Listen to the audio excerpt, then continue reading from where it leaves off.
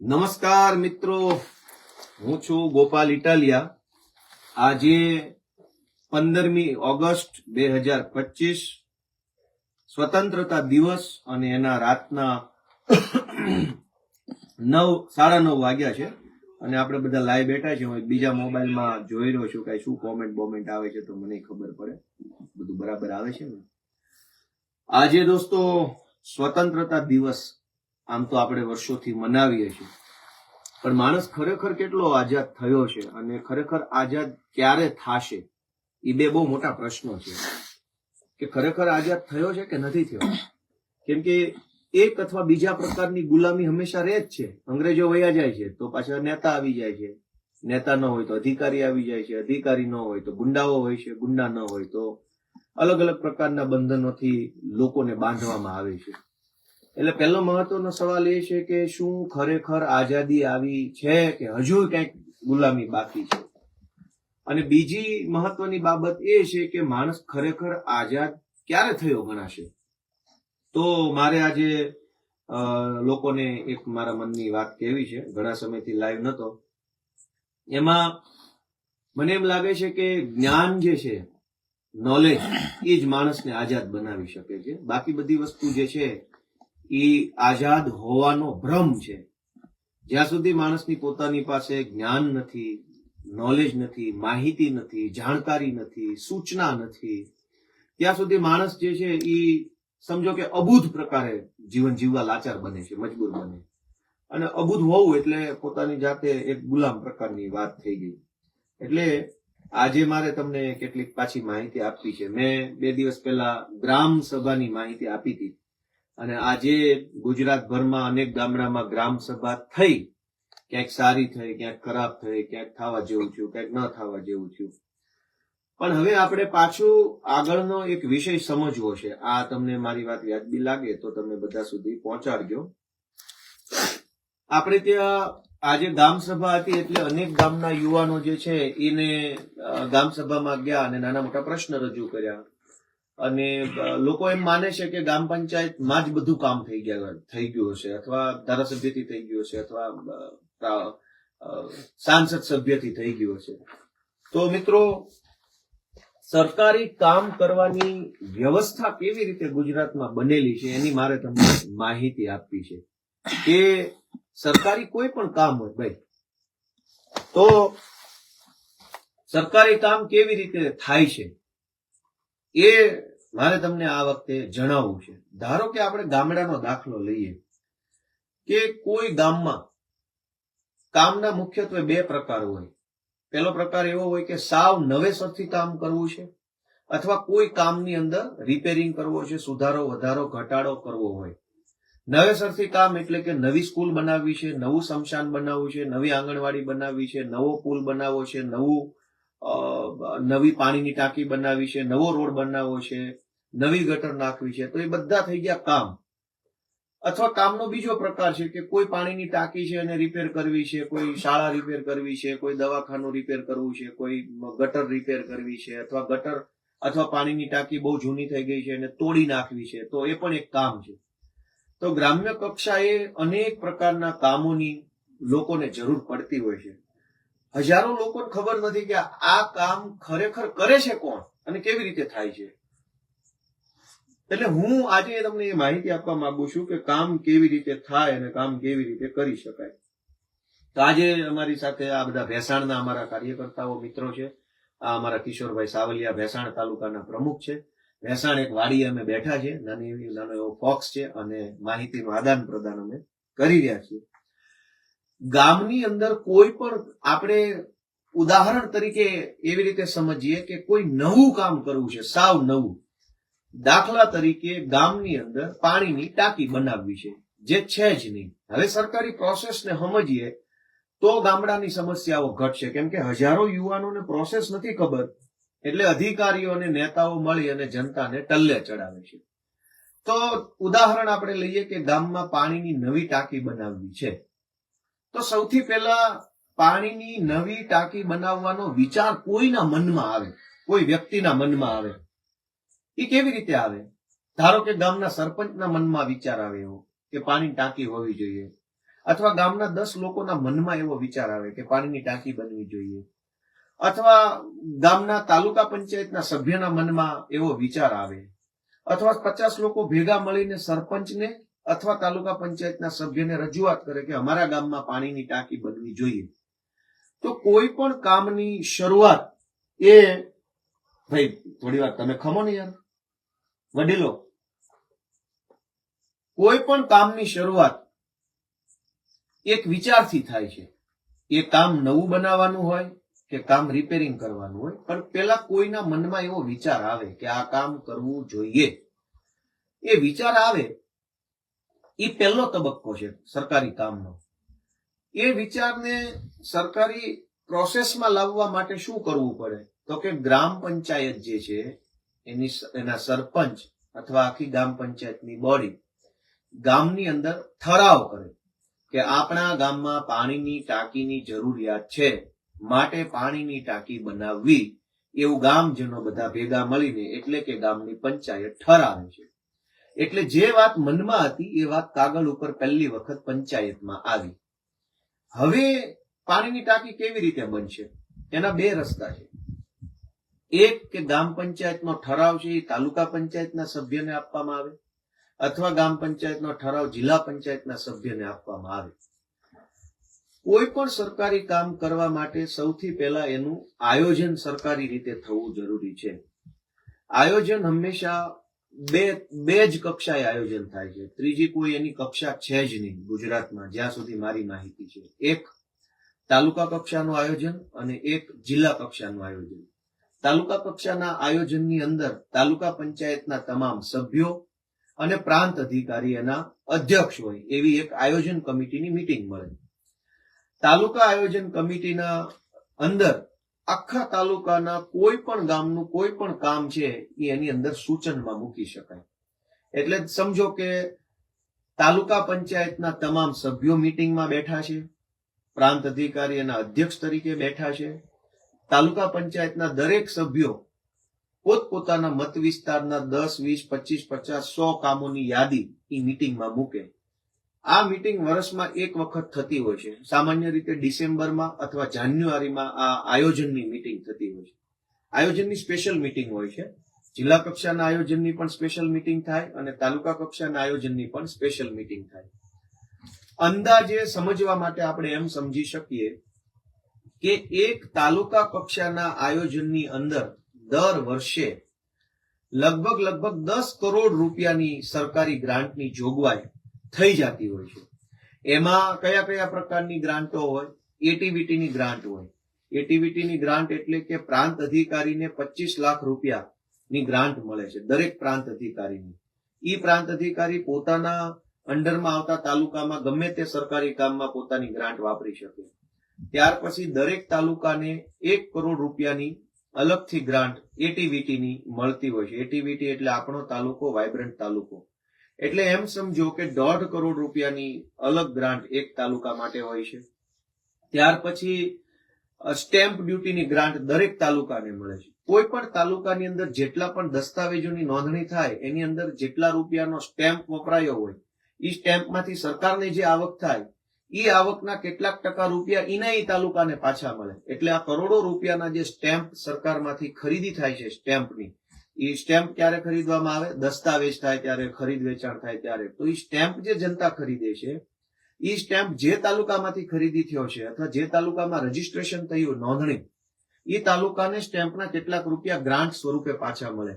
ત્યાર પછી રેતી કંકરની ગ્રાન્ટ આવે છે. જે તાલુકામાં માઇનિંગ થતું હોય, રેતીની અને કાંકરાની કોલસાની લીઝ હોય, રેતી અને કાંકરાની એ લીઝ જે સરકારે આપી હોય એમાંથી જેટલું ખનન થાય રેતીનું, એમાંથી સરકારને જે આવક થાય રોયલ્ટીની, એ રોયલ્ટીના અમુક ટકા રૂપિયા ઈના તાલુકાને પાછા આપવામાં આવે. એટલે રેતી કંકર ગ્રાન્ટ કહેવાય. સ્ટેમ્પ ડ્યુટીની ગ્રાન્ટ હોય, તમારા તાલુકામાં જેટલા દસ્તાવેજ થયા એના સ્ટેમ્પમાંથી અમુક રૂપિયા તાલુકામાં પાછા આવી જાય. ડીએમએફ ની ગ્રાન્ટ હોય, ડિસ્ટ્રિક્ટ મિનરલ ફંડ. જે જિલ્લાની અંદર માઇનિંગ થતું હોય, કોલસાનું, ખનીજનું, બોક્સાઇટનું, બેલાનું, એવું બધું મોટા પાયે માઇનિંગ થતું હોય, જે જમીનના તળિયેથી કઈ કાઢવામાં આવતું હોય, એને જે લીઝ સરકારે આપી હોય એ લીઝમાંથી સરકારને જે પૈસા મળે એમાંથી અમુક ટકા રૂપિયા એ જિલ્લાને અને ઈ તાલુકાને સરકારમાંથી પાછા આવે. ત્યાર પછી નાણાં પંચની ગ્રાન્ટ હોય છે. 2011ની વસ્તી ગણતરી પ્રમાણે કોઈ ગામમાં કે કોઈ તાલુકામાં જેટલા લોકોની જનસંખ્યા છે એની માથાદીઠ ગ્રાન્ટ ફરજિયાત ગામડામાં અને તાલુકામાં આવતી હોય છે. ત્યાર પછી વિવેકાધીન ગ્રાન્ટ હોય છે 15% સ્વભંડોળની. જનતા જે નાના મોટા વેરા ભરે છે, સરકારને પૈસા આપે છે, નાની મોટી પાવતીઓ ભરે છે, એમાંથી જે કરોડો રૂપિયા સરકાર કમાય એ પૈસા ઈનાઈ તાલુકામાં પાછા આવે. એટલે આપણે એમ સમજીએ કે કોઈ એક તાલુકામાં કોઈ એક વર્ષમાં લગભગ અંદાજે આંકડો ફરક હોઈ શકે છે, પણ અંદાજે 8 થી 10 કરોડ રૂપિયાની ગ્રાન્ટ દરેક વર્ષે સીધી સરકારમાંથી આવે છે. એમાં ધારાસભ્ય બાદ, સાંસદ સભ્ય બાદ એની કોઈ ગણતરી કરતા નથી. તેમ છતાંય એક તાલુકામાં દર વર્ષે 10 કરોડ રૂપિયાની ગ્રાન્ટ આવે છે. આ 10 કરોડ રૂપિયામાં રોડ બાદ મોટા મોટા જે રોડ હોય છે એની ગણતરી નથી કરવામાં, કેમ કે એ રોડ સરકાર પોતે બનાવે છે. હું તમને પાણીની ટાંકીની માહિતી આપું છું, પણ એની પહેલા ગ્રાન્ટની માહિતી આપું કે આ 10 કરોડ રૂપિયા છે એ તમે એવું મગજમાં ધારી ના લો કે ગામની બાઉન્ડ્રીની અંદર વાપરવા માટે જ છે, ગામની બાઉન્ડ્રીની બહાર વાપરવાના નથી. એટલે તમે તમારા ગામની જે બોર્ડર લાઈન હોય, બાઉન્ડ્રી હોય, જ્યાં સુધી મકાનો હોય, એ મકાનો વાળો જે વિસ્તાર છે જેને આપણે ગામ તળ કહીએ છીએ, એ ગામ તળની અંદર વાપરવાના જ આ 10 કરોડ રૂપિયા છે. એટલે દર વર્ષે 10 કરોડ રૂપિયા અંદાજિત આંકડો છે એ આખા તાલુકાને મળે.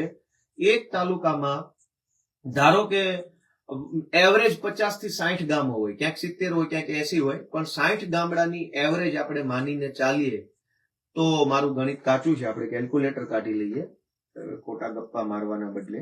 પણ 10 કરોડ રૂપિયા એક તાલુકામાં દર વર્ષે આવે, ક્યાં કેલ્ક્યુલેટર, અને 60 ગામડા હોય તો દર વર્ષે કેટલા રૂપિયા એક ગામડાના ભાગમાં આવે એ તમે સમજી શકો છો. હવે તમે સમજો કે આ ગ્રાન્ટ માત્ર ગામની બોર્ડરની અંદર વાપરવા માટેની છે. એટલે ગામની બોર્ડરની બહાર શું હોય તો કે મોટા મોટા રોડ હોય, એક ગામથી બીજા ગામ જવાનો રોડ છે એ બોર્ડરની બહાર હોય, એનાથી મોટા રોડ હોય એ બોર્ડરની બહાર હોય, પુલિયા હોય નદી નાળા ઉપર એ બોર્ડરની બહાર હોય, તો એના પૈસા અલગથી સરકારમાંથી આવે છે.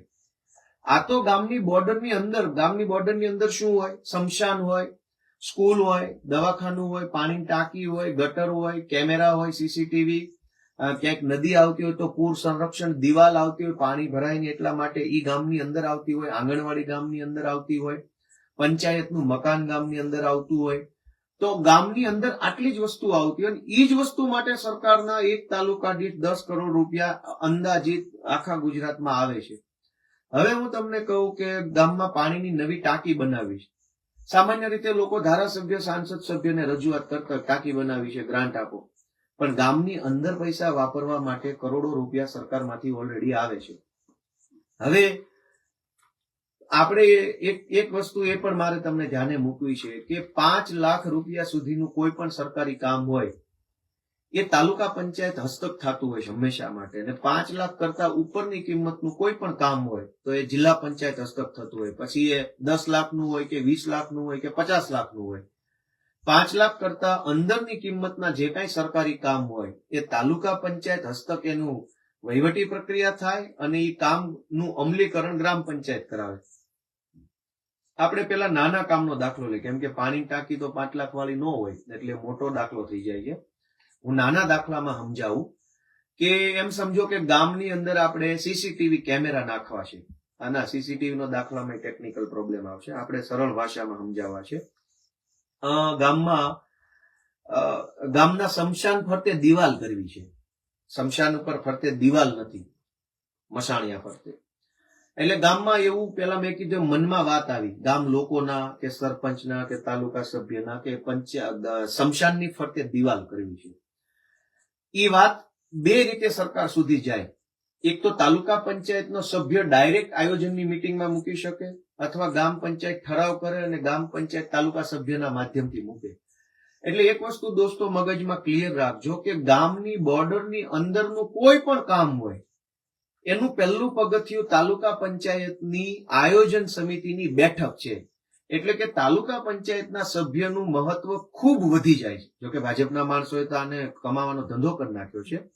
સ્મશાનની ફરતે દિવાલ બનાવવી છે, એવું કામ નક્કી થયું કે ભાઈ એક્સ નામનું ગામ છે, એક્સ ગામમાં સ્મશાનની ફરતે દિવાલ બનાવવી છે. હવે આ કામ તાલુકા આયોજન કમિટીની મીટિંગની અંદર પહેલી વખત રજૂ થયું હોય, ડિસેમ્બરમાં અથવા જાન્યુઆરીમાં એક જ વખત એની મીટિંગ થાય આખા વર્ષમાં, કેમ કે આખા તાલુકાના તમામ કામોનું આયોજન એક જ વખતમાં નક્કી કરી નાખવામાં આવે કે આખા વર્ષમાં આપણા તાલુકામાં આટલા કામ કરશું. એ કામમાં 100 કામની યાદી હોય, 500 કામની યાદી હોય, 700 કામની પણ યાદી હોઈ શકે છે. તો સ્મશાનની દિવાલ બનાવવાનું કામ જે છે એ આયોજન કમિટીમાં મંજૂર થયું. આયોજન કમિટીના અધ્યક્ષ પ્રાંત અધિકારી છે, એના કમિટી મેમ્બર તાલુકા પંચાયતના સભ્યો હોય. સર્વસંમતિથી નક્કી થયું કે એક્સ નામના ગામમાં સ્મશાન ફરતે દિવાલ બનાવવી છે. એટલે એ પહેલો તબક્કો થઈ ગયો કે હવે આ કામ કરવાનું છે, કાગળ ઉપર આવી ગયું, સર્વસંમતિ થઈ ગઈ. એને કહેવાય પ્રાથમિક મંજૂરી, કાયદાની અથવા સરકારની ભાષામાં. પ્રાથમિક મંજૂરી એટલે એવું કે હા ભાઈ હવે આ કરવું છે, ચલો કઈ વાંધો નહીં, બધા કરીએ, એગ્રી થઈ ગયા બધા, એને કહેવાય પ્રાથમિક મંજૂરી. પ્રાથમિક મંજૂરી મળ્યા પછી એને કામ જિલ્લા આયોજન અધિકારી પાસે એ કામ મંજૂર થવા માટે જાય. મંજૂર શું કામ થવા માટે જાય કે ભાઈ જે કામ આ કમિટીએ નક્કી કર્યું છે એ કામ સરકારના ગ્રાન્ટના નિયમમાં આવે છે કે નહીં. કેમ કે ગ્રાન્ટના નિયમ હોય, જેમ કે ધારાસભ્યને જે ગ્રાન્ટ મળે છે એમાંથી 50 લાખ રૂપિયાની ગ્રાન્ટ માત્ર પાણીના કામમાં જ વાપરવાની, બાકીના પૈસા જે છે એ અલગ કામમાં વાપરવાના, એવું પૈસાનો પણ નિયમ મૂકેલો છે. એમ તાલુકા પંચાયતમાં જે 10 કરોડની ગ્રાન્ટ આવે છે એમાંથી અમુક ટકા રૂપિયા માત્ર દલિત સમાજના વિકાસના કામ માટે વાપરવાના, અમુક ટકા રૂપિયા માત્ર આદિવાસી સમાજના વિકાસ માટે વાપરવાના, અમુક ટકા રૂપિયા માત્ર ઓબીસી સમાજના વિકાસ માટે વાપરવાના, અમુક ટકા રૂપિયા જળ માટે વાપરવાના, અમુક ટકા રૂપિયા સફાઈ માટે, એવું બધા નિયમો બનેલા છે. એટલે એ જે 10 કરોડ રૂપિયામાંથી દિવાલ બનાવવાનું જે નિર્ણય લેવામાં આવ્યો આયોજન કમિટીમાં, એ નિર્ણય કમિટીએ યોગ્ય લીધો છે કે અયોગ્ય, એનું ચેકિંગ જિલ્લા આયોજન અધિકારી દ્વારા કરવામાં આવે. ધારો કે જિલ્લા આયોજન અધિકારીએ નિર્ણય કર્યો કે બરાબર છે, નિર્ણય સરસ છે, વાંધો નથી, સરકારના નિયમ પ્રમાણે આ કામ થઈ શકે તેમ છે, એટલે પૂર્વ મંજૂરી મળ્યા પછી એને આયોજન મંજૂર થઈ ગયું કહેવાય. આયોજન મંજૂર થઈ જાય એટલે ત્રીજો તબક્કો ચાલુ થાય. પહેલો તબક્કો છે એ પ્રાથમિક મંજૂરી, બીજો તબક્કો છે એ ફાઇનલ મંજૂરી એટલે કે જિલ્લા આયોજન અધિકારીની મંજૂરી, ત્રીજો તબક્કો છે કે એનું ટેકનિકલ સર્વે થાય, TS, અથવા એને પ્લાન લેઆઉટ કહી દો. કેમ કે દિવાલ બનાવી છે, પણ દિવાલ લાંબી કેટલી છે, પહોળી કેટલી છે, ઊંચી કેટલી છે, એમાં પ્લાસ્ટર મારવું છે કે નથી મારવું, એ તો કોઈને ખબર નથી. પછી જ્યાં દિવાલ બનાવવાની છે ત્યાં સમથળ જમીન છે કે થોડીક ખાડામાં છે, થોડીક ઊંચાઈ ઉપર છે, કોઈ ખબર નથી.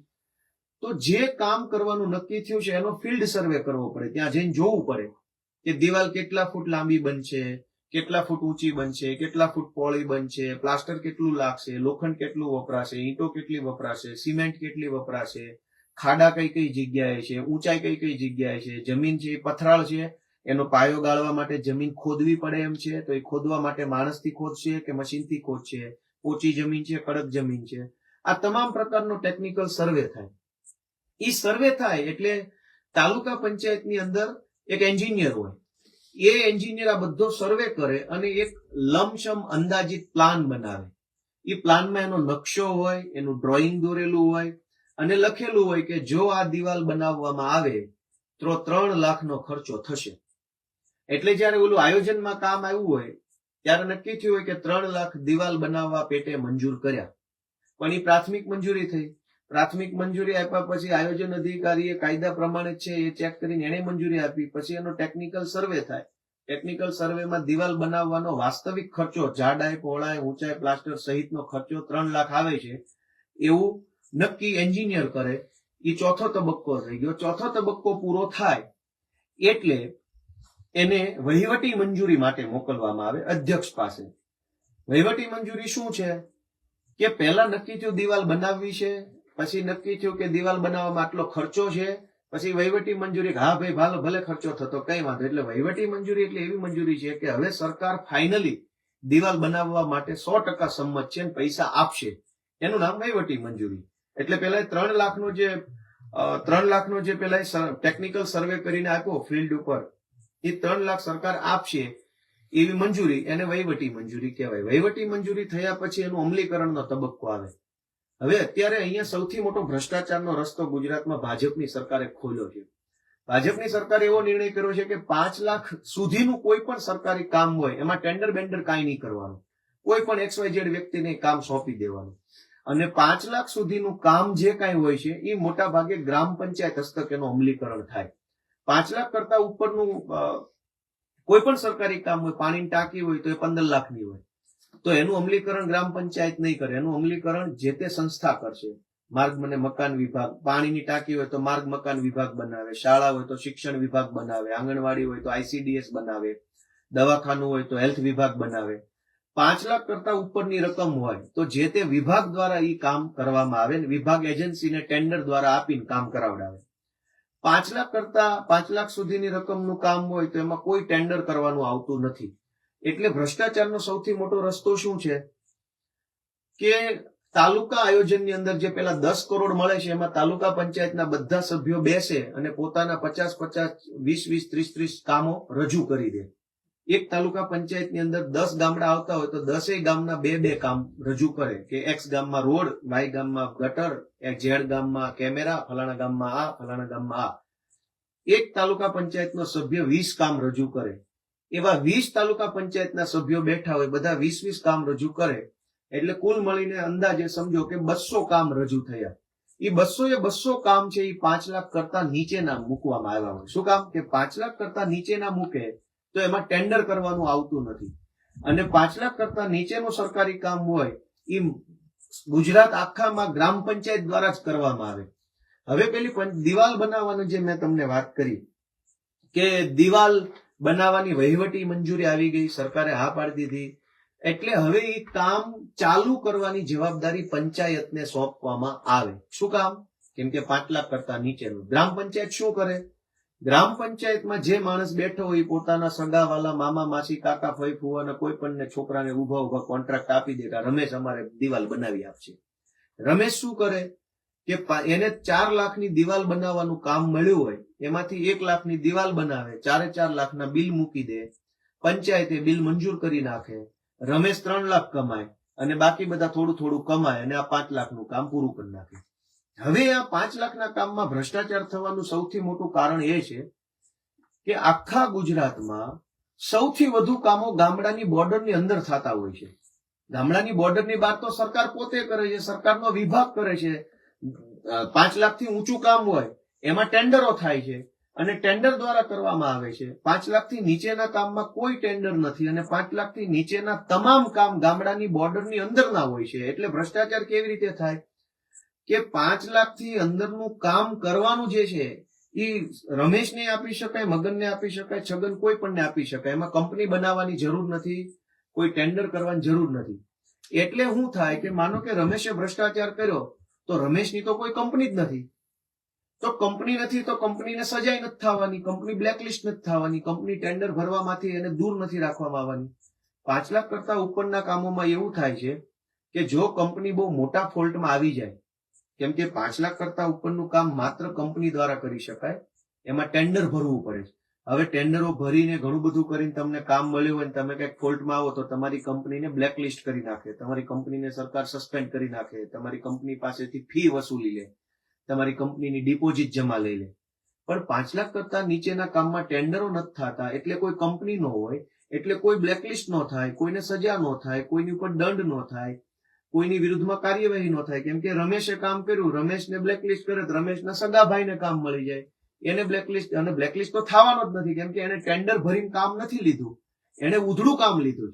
એટલે બહુ કરોડો અબજો રૂપિયાનો ભ્રષ્ટાચાર ગામની બોર્ડરની અંદરના કામોની અંદર એટલા માટે થાય છે કે એક તો સરકારે 5 લાખના કામોમાં કોઈ ટેન્ડરની પ્રોવિઝન નથી કર્યું. હકીકતમાં ટેન્ડર હોવું જોઈએ, ટેન્ડર ભરવા માટે કંપની હોવી જોઈએ. કંપની હશે તો કંપની બ્લેકલિસ્ટ થઈ જવાનો ડર લાગે. આ પહેલી વાત. હવે જે દિવાલ બનાવવાનું કામ મેં તમને કીધું એમાં તમે એવી કલ્પના કરો કે શાળાનો એક ઓરડો બનાવવાનો છે જેનો ખર્ચો છે 2 લાખ રૂપિયા. તો વળી સેમ પ્રોસેસ છે. તાલુકાનું આયોજનની બેઠક મળશે જાન્યુઆરી અથવા ડિસેમ્બરમાં. એમાં તાલુકા પંચાયતનો સભ્ય રજૂ કરે કે અમારા ગામમાં શાળાનો ઓરડો બનાવવો છે. એ થઈ ગયો પ્રાથમિક વિચાર કાગળ ઉપર લાવવાની પ્રક્રિયા. આયોજન કમિટીમાં મંજૂર થઈ ગયું કે હા ભાઈ ઓરડો બનાવવો છે, એટલે એ થઈ ગયું પ્રાથમિક મંજૂરી, કે સૈદ્ધાંતિક રીતે બધા સંમત થયા અને સૈદ્ધાંતિક મંજૂરી કહી શકો. ત્યાર પછી આયોજન મંડળ જે છે એ એને મંજૂરી આપે. ત્યાર પછી એનો ટેકનિકલ સર્વે થાય. દરેક સરકારી કામ એ રિપેરિંગનું, ધારો કે આપણે રિપેરિંગનો દાખલો લઈએ. રિપેરિંગમાં એવું છે કે શાળામાં પાણી પડે છે, જર્જરિત હાલત છે, રિપેર કરવી છે, રંગરોગાન કરવું છે, કલર પ્લાસ્ટર કરવું છે, તો આ જ પ્રક્રિયા છે. તાલુકા આયોજનની બેઠક મળશે. 5 લાખ સુધીનું કામ હશે તો તાલુકા આયોજનમાં, 5 લાખ કરતા વધુ હશે તો જિલ્લા આયોજનમાં. જિલ્લા આયોજનના અધ્યક્ષ કલેક્ટર હોય છે અને એના સભ્ય બધા જિલ્લા પંચાયતના સભ્યો હોય છે. તાલુકા આયોજન સમિતિના અધ્યક્ષ પ્રાંત હોય છે અને એના સભ્ય બધા તાલુકા સભ્યો હોય. એટલે તમે એમ સમજો કે ગ્રામીણ ક્ષેત્રના 99% કામો તાલુકા પંચાયત અથવા જિલ્લા પંચાયત હસ્તકના જ કામો હોય છે. ધારાસભ્ય કે સાંસદ સભ્યની ભૂમિકા બહુ જ મર્યાદિત થઈ જાય છે આની અંદર. કેમ કે 10 કરોડ રૂપિયાની ગ્રાન્ટ તો આયોજન કમિટીને મળે છે. આયોજન કમિટીમાં બધા તાલુકા સભ્યો હોય છે. ધારાસભ્યને માત્ર 1.5 કરોડ રૂપિયાની વાર્ષિક ગ્રાન્ટ મળે છે. હવે ધારાસભ્ય 1.5 કરોડ રૂપિયા મળે છે ત્યારે એની પાસે 3 તાલુકા હોય છે. જેમ કે વિસાવદરની વાત કરું તો વિસાવદરમાં 3 તાલુકા છે. ધારાસભ્યની ગ્રાન્ટ હોય છે 2.5 કરોડ. 2.5 કરોડ એટલે 3 તાલુકા વચ્ચે 2.5 કરોડ, જેમાંથી 50 લાખ રૂપિયા માત્ર પાણી જળ સંચયના કામોમાં વાપરવાના છે. બાકીના 2 કરોડ રૂપિયા ભાગ્યા 3 તાલુકા. પણ દરેક તાલુકાને પોતાને 10 કરોડ રૂપિયા વાપરવા દર વર્ષે મળે છે અને એનો વહીવટ તાલુકા પંચાયતના સભ્યોના હાથમાં હોય છે. અને દરેક જિલ્લા પંચાયતોને એવરેજ આખા વર્ષ દરમિયાન લગભગ 20 થી 25 કરોડ રૂપિયા દરેક જિલ્લાને ઓછામાં ઓછા નાખી દેતા વાપરવા મળે છે.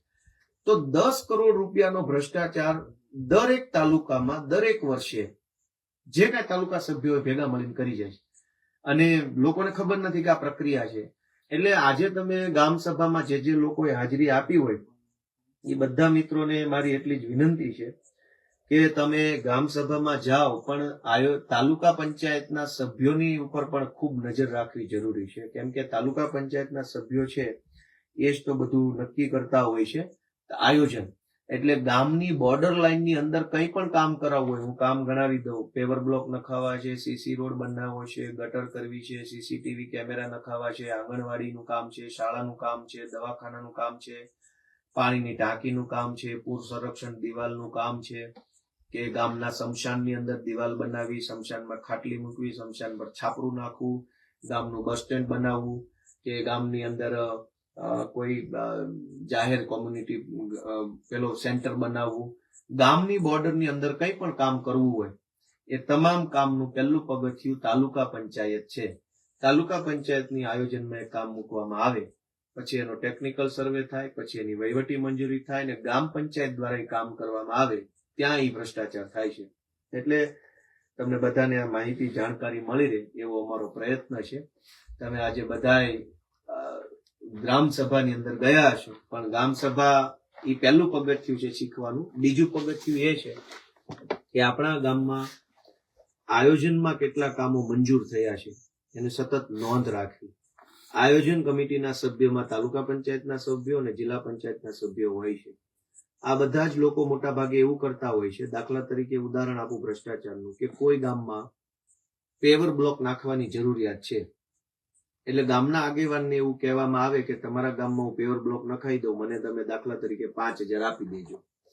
એટલે તાલુકા પંચાયતના સભ્યને દાખલા તરીકે 5,000 આપવામાં આવે એટલે તાલુકા પંચાયતનો સભ્ય એક્સ નામના ગામમાં બ્લોક નાખવા છે એવો રિપોર્ટ આયોજન કમિટીમાં મૂકે.